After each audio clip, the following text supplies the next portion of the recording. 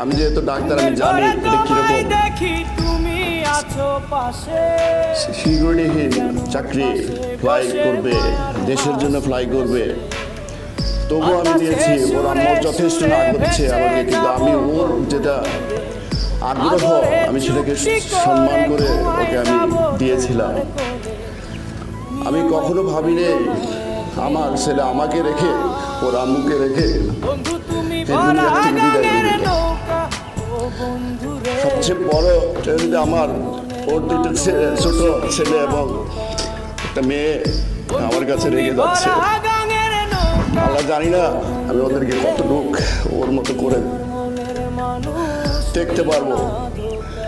আমিও আবারও আপনাদেরকে সবাইকে, বিমান বাহিনী এবং অন্যান্য সবাইকে বিশেষভাবে ধন্যবাদ দিচ্ছি। আমাকে, আমার সন্তানকে যে